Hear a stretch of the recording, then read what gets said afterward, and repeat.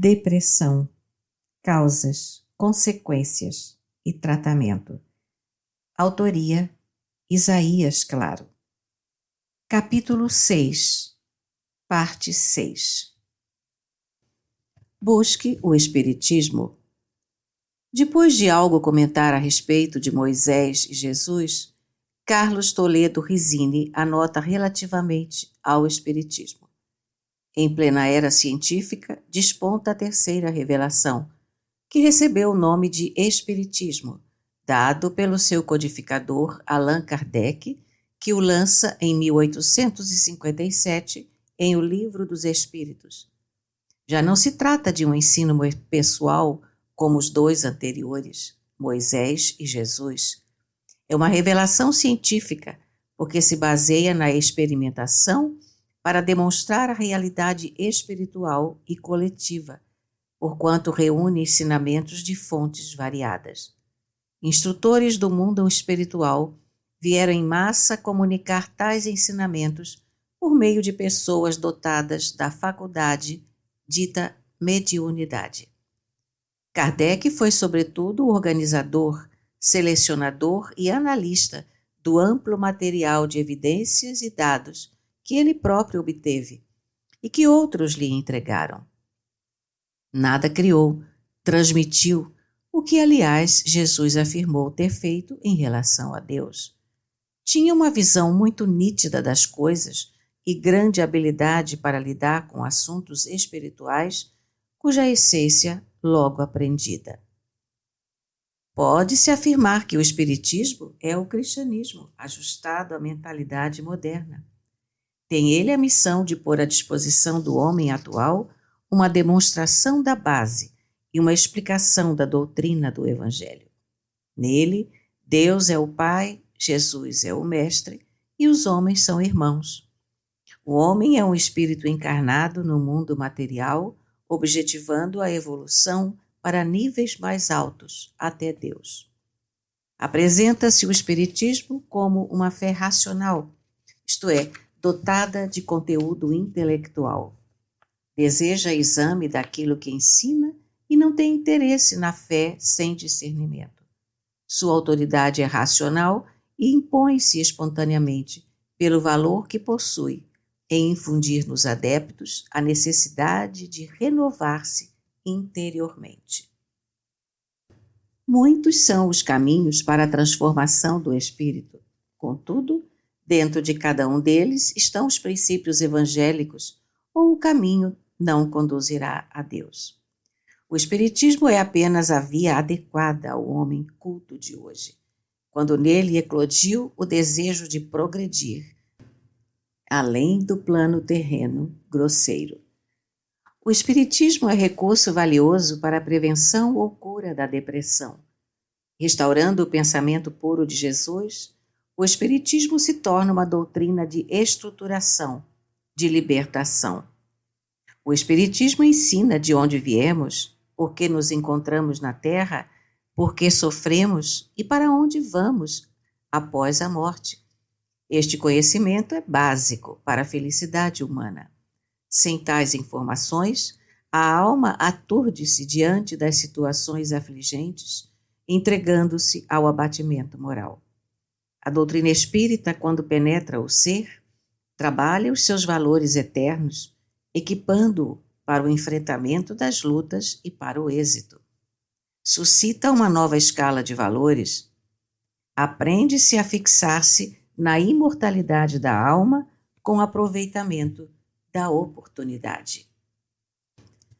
Realiza-se a terapia do espírito, que, como vimos, é a causa primeira da depressão. Alma irmã, com o Espiritismo bem compreendido e, sobretudo, bem sentido, você reprogramará os valores da vida, alterará o comportamento em profundidade, trabalhará a indiferença, a soberba, o ódio, o ciúme, a falta de finalidade aplicada à existência, o esquecimento e desrespeito às divinas e às humanas leis. Alterará a postura íntima, obterá a melhor saúde orgânica e psicológica. Eliminará o egoísmo, o orgulho, a ansiedade, a ira, o medo, o ódio, a luxúria, que são raios destrutivos das células, como também da alegria. Dispor-se à remoção da causa profunda do distúrbio, eliminando seus efeitos negativos. Alma querida, a bibliografia espírita é muito rica. Nos livros você encontrará excelentes recursos e técnicas de autossuperação, como também de superação das dificuldades. Encontre um centro espírita. Alma irmã, procure e encontre um centro espírita corretamente estruturado. Dirigentes, auxiliares e frequentadores de um centro espírita bem organizado sabem que a obra de Kardec é um monumento científico, filosófico e religioso de estrutura dinâmica, não estática, mas cujo desenvolvimento exige estudos e pesquisas do maior rigor metodológico, realizadas com humildade, bom senso, respeito à doutrina e condições culturais superiores. Opiniões pessoais, palpites de pessoas pretensiosas, livros mediúnicos ou não, de conteúdo mistificador, cheios de absurdos ridículos, seja o autor quem for, não tem nenhum valor para um verdadeiro centro espírita. No centro espírita você terá a um só tempo hospital, escola, templo, lar e oficina. A assistência necessária, sendo um hospital de almas, ele auxiliará efetivamente nas suas enfermidades. O passe, que auxilia poderosamente na reconquista da saúde orgânica, do reequilíbrio das emoções e na restauração do perispírito eventualmente lesado. A água fluida, que igualmente contribui para a reconquista da saúde integral. A palestra esclarecedora e libertadora. Sendo uma escola, ele ensinará lições preciosas sobre a vida, sua finalidade. Amplas possibilidades de estruturação íntima, com a aquisição de novos conceitos e valores, reprogramando sua vida. Contato com a verdade, estudando-a em obras confiáveis, inspiradas pela espiritualidade superior. Oportunidade de reencontrar Deus, Jesus e a espiritualidade superior. Sendo templo, ele auxiliará na reconquista da confiança neles e em si mesma. A oração, com ela aprendendo a aurir em Deus, em Jesus e na espiritualidade superior as forças e inspirações necessárias. Ensejo de travar contato com os benfeitores espirituais, sempre generosos e prontos a auxiliar em nosso crescimento íntimo. Campo imenso e propício à extensão dos laços fraternais, no amor ao próximo, nele encontrando o lar de bênçãos. Renovadas possibilidades de crescimento íntimo, sublimando-se e cristificando-se na autodoação a benefício dos que virão em pós. Sendo oficina, ensejará o centro espírita amplas oportunidades de realização no bem.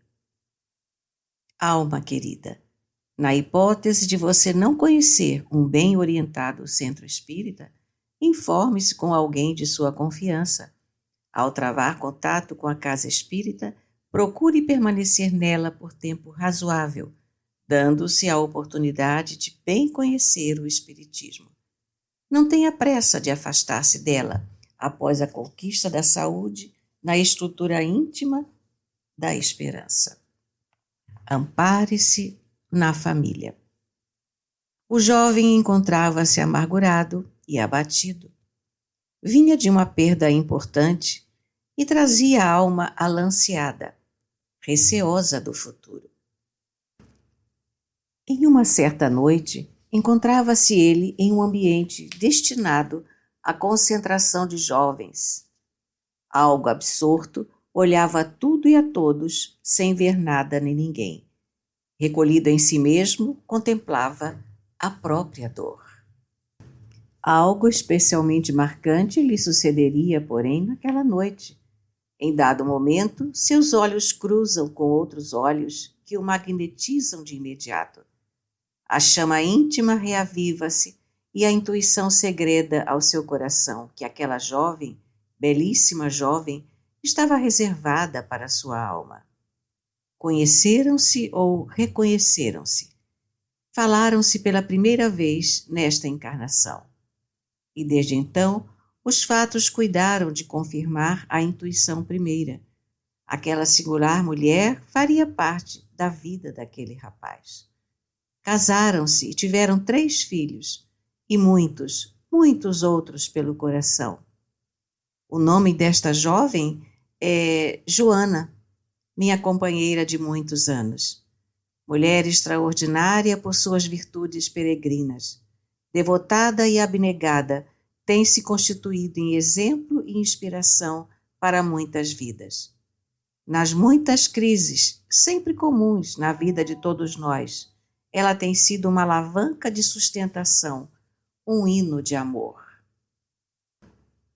Alma irmã, a família pode ser compreendida ou definida como sendo a reunião de espíritos que se buscam na Terra para, através dos reencontros, mutuamente se auxiliarem na ascensão espiritual. Se você estiver bem, ajude quanto puder os seus familiares enfermos, compreendendo que depressão patológica é moléstia severa, não lhe sendo permitido omitir-se sob pena de cometer falta grave e expor-se ao remorso. Se você estiver enferma, peça ajuda com toda a humildade. Essa ajuda, evidentemente, será buscada junto aos familiares que estejam em melhores condições, portanto, com possibilidades de ajudar. Não reclame de sua família, entendendo que, à luz da reencarnação, da lei de causa e efeito e da justiça divina, você está no lugar certo, com as pessoas certas, nas circunstâncias certas. Aprenda a valorizar esse precioso e sagrado patrimônio que é a família. Sem ela, você perderia excelente campo de trabalho e de realização. No momento em que estas páginas são elaboradas, com emoção e gratidão profundas, recordo-me de minha família. Sem ela, reconheço que não seria o que sou e não estaria onde estou. Meus pais, Sebastião e Maria, já desencarnados, muito me auxiliaram em todas as fases de minha existência. Deram-me a vida física e o amor nunca faltou, sobejando sempre. Ensinaram-me desde cedo a amar a Deus e a Jesus, encaminhando-me para a igreja, onde aprendi a orar, cantar e agradecer, preparando-me para os embates da vida. É verdade que nem sempre correspondi às expectativas de meus pais, mas nem por isto eles me abandonaram ou desprezaram. Fiéis a Deus, desincumbiram-se totalmente dos deveres abraçados.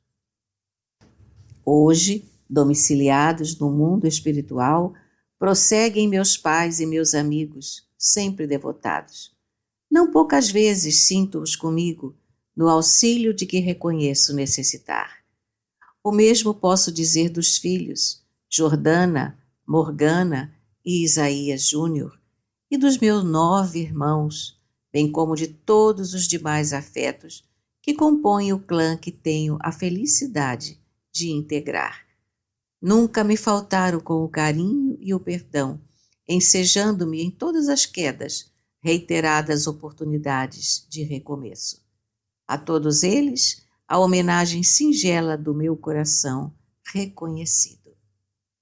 Alma querida, se a sua família não puder ajudar, procure valer-se dos bons e estruturados amigos. Tenha bons e estruturados amigos. Por que procurar ajuda de amigos ou de pessoas outras? Porque dependendo do grau da depressão, o depressivo não conseguirá sair sozinho da situação dolorosa em que se encontra. Um bom e estruturado amigo sempre pode ajudar.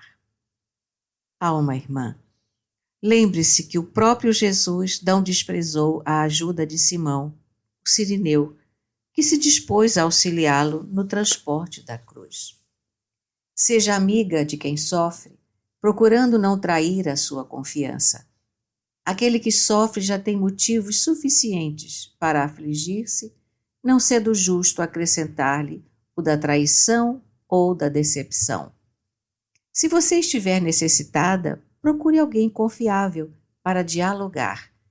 Conte-lhe o que se passa na sua vida e se ela sugerir-lhe providências positivas, acate-as em seu benefício. Insisto, abra-se a quem for digna de sua confiança. Aumente o círculo de companheiros, companheiras. A solidão mórbida, traduzindo fuga, somente agrava.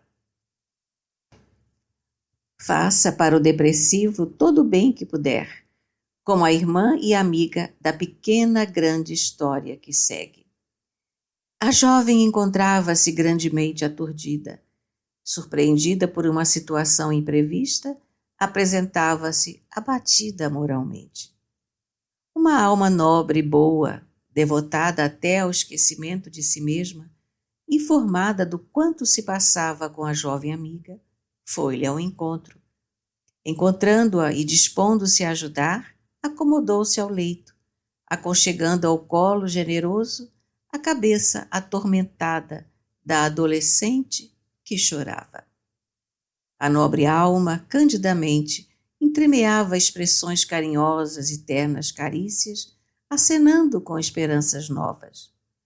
Não resistindo a este magnetismo impregnado de amor, a jovem aquietou-se, reconquistando a serenidade e dispondo-se a prosseguir no esforço de autossuperação. Não há tristeza que resista ao iluminado e santo influxo do amor verdadeiro. Sempre que você puder ajudar, não deixe de o fazer. Alma querida, neste passo permito-me outro parêntese para recordar todos os maravilhosos amigos que a vida me concedeu. São tantos que não seria possível nominar a todos. Também eles muito me auxiliaram, estimulando-me ao crescimento e tolerando-me as deficiências. Perpassam pela minha lembrança os amigos antigos e recentes, velhos e moços, ricos e pobres, de longe e de perto, os encarnados e os não encarnados, os de Oswaldo Cruz e de Andradina, no movimento espírita e de outras doutrinas. Em todos encontrei sempre inspiração para a vida, e eles muito contribuíram para a minha formação. Em situações extremamente difíceis, quando me faltaram as forças próprias, neles encontrei arrimo para seguir avante, levantando-me e recomeçando outra vez. Trabalhe e transpire também. Alma irmã, saia de si mesma, não se enclausure, saia do ambiente fechado, movimente-se, faça caminhadas, respire ar puro. Transforme a energia mental gasta na fixação da tristeza em energia muscular. A depressão sairá pelos poros. A suorterapia é também excelente técnica de cura da depressão. Tenha contato com a terra, cuidando de um jardim, de uma horta, de um pomar. A terra, com sua energia positiva, pode restituir-lhe a saúde perdida e o amor pela vida. Busque intimidade com a natureza, saturada de energias balsâmicas e curativas. Alma querida, entenda que o trabalho é terapia, é vida. Veja o que sucede aos que se aposentam sem a elaboração de novas metas para esse período da existência física. Evite a hora vazia, que produz grandes prejuízos na economia moral das criaturas. Diminua as atividades se preciso for, mas nunca escolha a ociosidade como forma de viver. Trabalhe também pela alegria de estar produzindo, de ser útil e não somente em busca de recompensa financeira. Trabalhe, portanto, com desinteresse, contribuindo eficazmente para um mundo melhor. Reaja à depressão, trabalhando sem autopiedade, nem acomodação preguiçosa. Vigie sempre. Jesus recomendou-nos vigiai e orai para não cairdes em tentação. Tentação é palavra que pode comportar muitos sentidos. No que se refere à depressão, tentação pode ser entendida como tudo aquilo que venha comprometer nossa alegria, arrastando-nos ao sofrimento.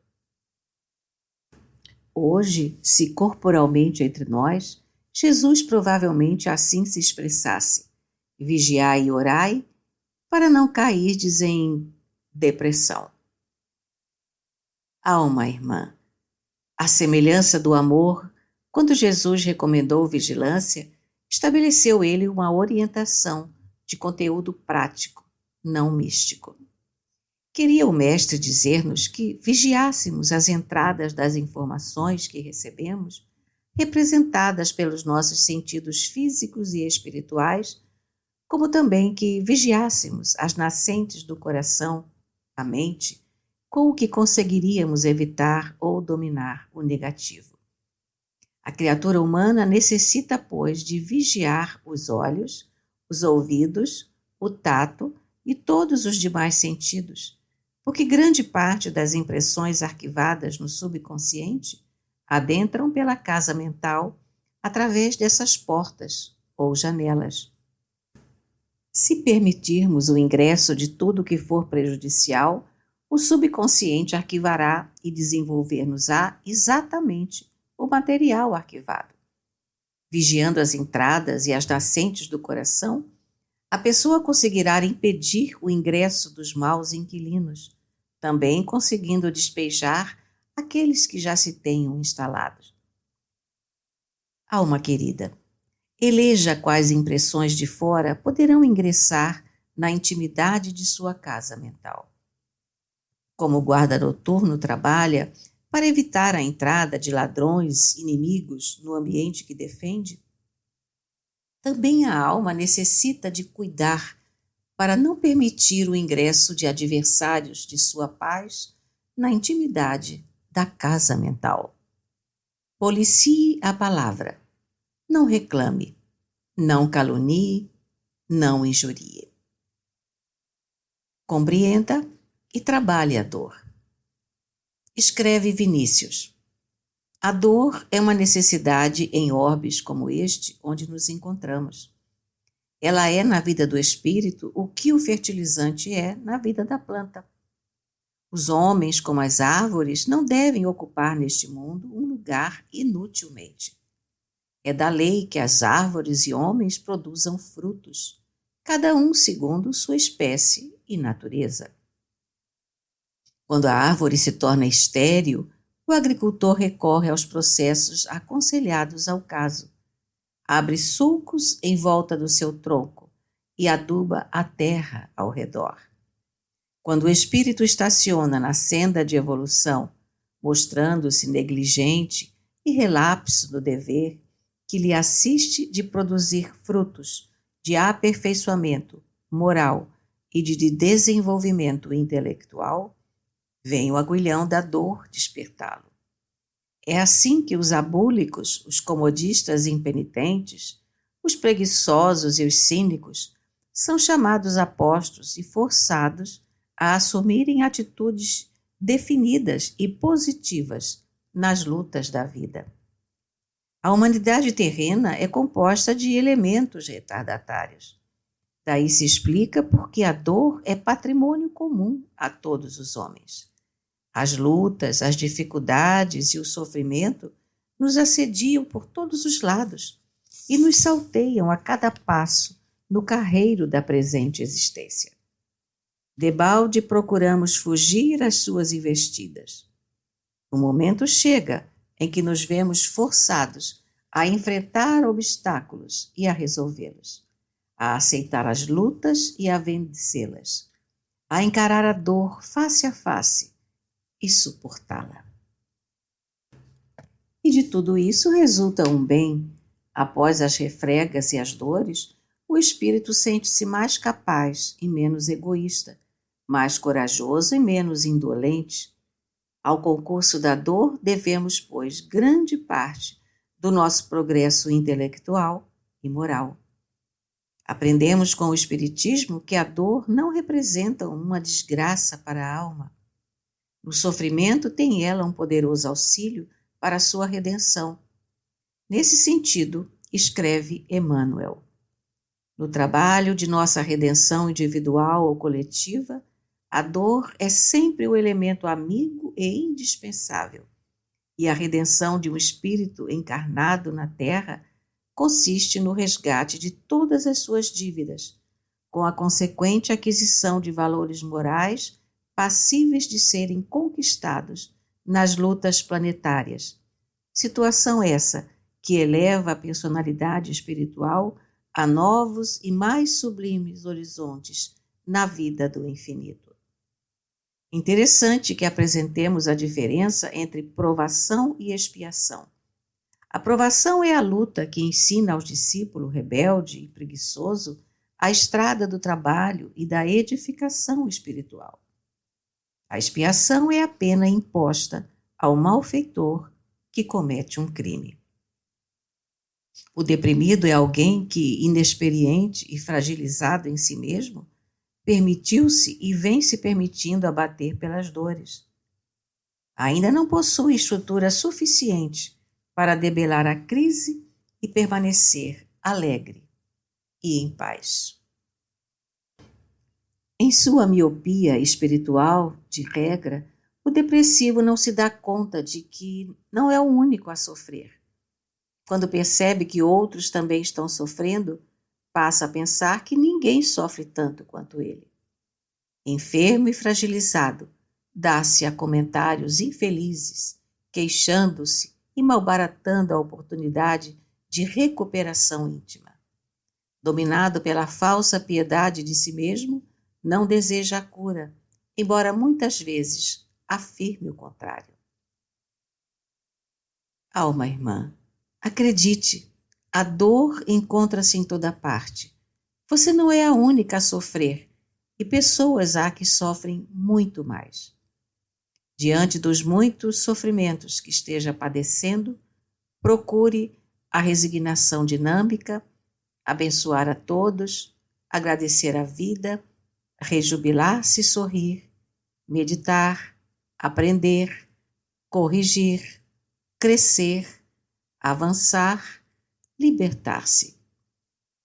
Recomenda-nos o Evangelho segundo o Espiritismo quando orienta o ser a respeito da melhor postura diante da dor. Quando vos advenha uma causa de sofrimento ou de contrariedade, sobreponde-vos a ela, e quando houverdes conseguido dominar os ímpetos da impaciência, da cólera ou do desespero, dizei de vós para convosco, cheio de justa satisfação: fui o mais forte. Bem-aventurados os aflitos pode então traduzir-se assim: bem-aventurados os que têm ocasião de provar sua fé, sua firmeza, sua perseverança e sua submissão à vontade de Deus, porque terão centuplicada a alegria que lhes falta na terra, porque depois do labor virá o repouso. E recomenda mais a preciosa obra referida. Lembrai-vos de que durante o vosso degredo na terra, tendes de desempenhar uma missão de que não suspeitais, quer dedicando-vos à vossa família, quer cumprindo as diversas obrigações que Deus vos confiou. Se no curso desses degredo provação, exonerando-vos dos vossos encargos, sobre vós desabarem os cuidados, as inquietações e tribulações, sede fortes e corajosos para os suportar. Afrontai-os resolutos.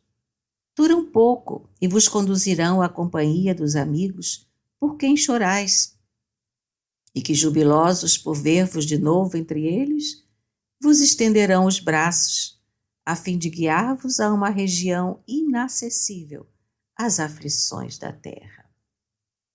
Quando a dor chegar, procure mantê-la em sua real dimensão, não a ampliando desnecessariamente com o seu desespero. Também em o Evangelho encontraremos a sábia recomendação: não vos aflijais, pois, quando sofredes. O não afligir-se quando o sofrimento advém significa que a criatura não deve adicionar sofrimento ao sofrimento. Se certas aflições são inevitáveis, outras são evitáveis. Evitável é todo o sofrimento que adicionamos, por fragilidade íntima, ao sofrimento inevitável. Como leciona Joana de Ângeles, inspirada nas preciosas lições de Buda: o sofrimento do sofrimento é resultado das aflições que ele mesmo proporciona. A dor macera os sentimentos, desencoraja as estruturas psicológicas frágeis, infelicita, leva a conclusões falsas e estimula os estados de exaltação emocional ou de depressão, conforme a estrutura íntima de cada vítima. Jerônimo Mendonça Ribeiro é um dos exemplos mais extraordinários que tive a honra de conhecer e privar de sua companhia e amizade. Desde a tenra idade, começou a padecer dores atrozes, em virtude de uma artrite reumatoide deformante que haveria de acompanhá-lo até a desencarnação. Mineiro de Ituiutaba, jamais se permitiu abater moralmente pelo sofrimento físico. Tetraplégico, cego, cardiopata e trazendo dores terríveis, percorreu com sua cama ortopédica vários estados do Brasil e centenas de cidades, a todos levando o Evangelho do Cristo à luz da doutrina espírita, cantando e encantando pelo exemplo, lecionando confiança em Deus, certeza da imortalidade, alegria íntima e entusiasmo permanente no amor ao próximo, que traduziu de muitas formas. Jerônimo Mendonça Ribeiro, pelas mãos dos muitos amigos que o auxiliavam, escreveu vários livros e gravou discos e fitas. Fundou 2 centros espíritas, um na zona rural, uma gráfica e uma creche que atende centenas de crianças. Ele jamais saía de sua cama, que era também sua tribuna. Nessa cama, sempre imobilizado, permaneceu por 30 anos, até a desencarnação. Hoje, na espiritualidade, Jerônimo prossegue o trabalhador resoluto e amigo, devotado, sendo percebido e visto em muitos lugares, em todos eles inspirando companheiros, levantando almas caídas, sempre cantando as belezas do Consolador prometido. Alma querida, talvez não possamos, por enquanto, ser e fazer como Jerônimo, conhecido quando encarnado como o gigante deitado. Podemos, no entanto, tentar e tentar, sem nunca esmorecer. O amor, a fé e o trabalho contínuos nos conduzirão à fortaleza de ânimo e à vitória sobre todas as dores. Cultive alegria íntima. Problemas? Todos os possuímos. Mas quem é tão infeliz ao ponto de não possuir alegrias? Se tivermos olhos de ver, constataremos que possuímos muito mais motivos e momentos de alegria do que de tristeza. E aqueles, os momentos de alegria, devem ter prevalência sobre os outros de tristeza, de desencanto. A tristeza cansa, abate, mata. A tristeza tudo dificulta.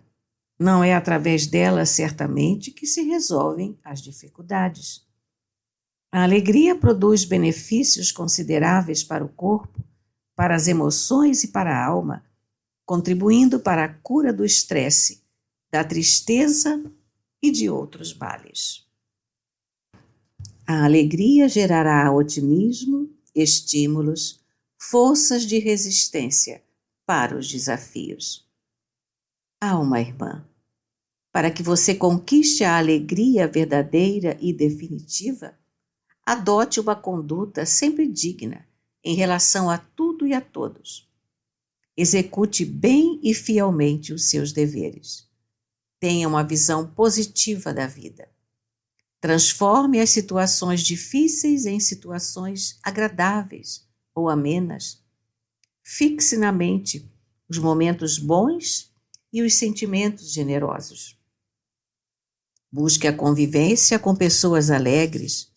Cultive ao máximo a alegria, procurando bons ambientes, bons programas, boas companhias, sempre de conformidade com a ética divina.